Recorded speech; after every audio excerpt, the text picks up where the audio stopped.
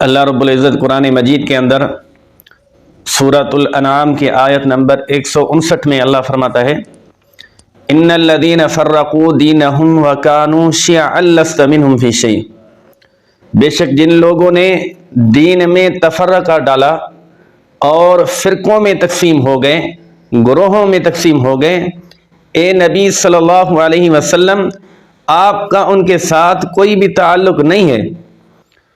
اور اسی طرح اللہ رب العالمین نے قرآن مجید کے اندر سورۃ آل عمران کے اندر اس کے آیت نمبر 103 میں اللہ نے فرمایا وَاعْتَصِمُوا بِحَبْلِ اللَّهِ جَمِيعًا وَلَا تَفَرَّقُوا، کہ اللہ کے رسی کو مضبوطی سے تھامو، اللہ کے رسی کو مضبوطی سے پکڑو اور فرقوں میں گروہوں میں تقسیم نہ ہو جاؤ۔ اب یہ اللہ کا قرآن ہمیں ان فرقوں سے، ان گروہ بندی سے ہمیں اللہ کا قرآن روک رہا ہے۔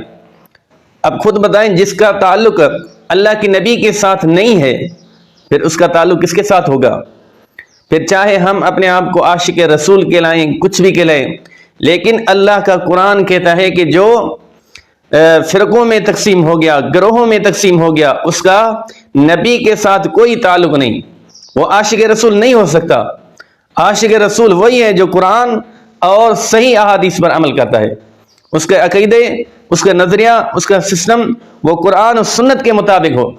اور یہ فرقہ واریت کی جو لعنت ہے، یہ ایسی لعنت ہے کہ آج ہمارے سامنے اللہ کے قرآن کی بات آئے، نبی کرم صلی اللہ علیہ وسلم کا فرمان آ جائے تو ہم اس کو تسلیم نہیں کرتے۔ صرف اس لیے تسلیم نہیں کرتے کیونکہ یہ ہمارے بڑوں کے خلاف ہے۔ ہم فرقہ واریت میں اپنے بڑوں کے مقلد ہو گئے، ان کے پیروکار ہو گئے۔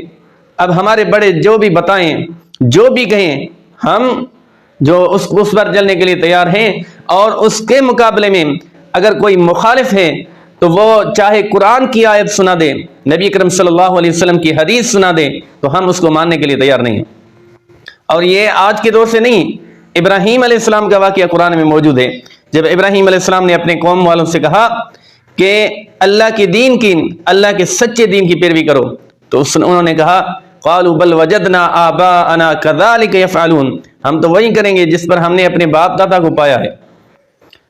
اور اسی طرح اللہ کے نبی صلی اللہ علیہ وسلم نے مشرکین مکہ سے کہا تو مشرکین مکہ نے بھی یہی جواب دیا وَإِذَا قِيلَ لَهُمُ اتَّبِعُوا مَا أَنزَلَ اللَّهُ قَالُوا بَلْ نَتَّبِعُ مَا أَلْفَيْنَا عَلَيْهِ آبَاءَنَا، جب ان سے کہا جاتا ہے کہ اس چیز کی پیروی کرو، اس کی اتباع کرو جو آسمانوں سے نازل کیا گیا ہے، یعنی قرآن اور سنت۔ اور انہوں نے جواب میں کیا کہا؟ مشرکین مکہ نے کہا قالوا بل نتبع ما الفینا علیہ آبانا، ہم اس کی اتباع کریں گے جس پر ہم نے اپنے باپ دادا کو پایا ہے۔ تو یہ فرقہ واریت، گروہ بندی، اس کا بھی یہی حال ہے کہ ہم حق بات کو اپنے بڑوں کی باتوں کی وجہ سے قرآن کی بات کو بھی ٹھکرا دیتے ہیں اور رسول اکرم صلی اللہ علیہ وسلم کی بات کو بھی ٹھکرا دیتے ہیں۔ اور جو یہ قرآن حدیث کی بات کرتے ہیں ہم ان کو گمراہ کہتے ہیں۔ کیوں گمراہ ہیں؟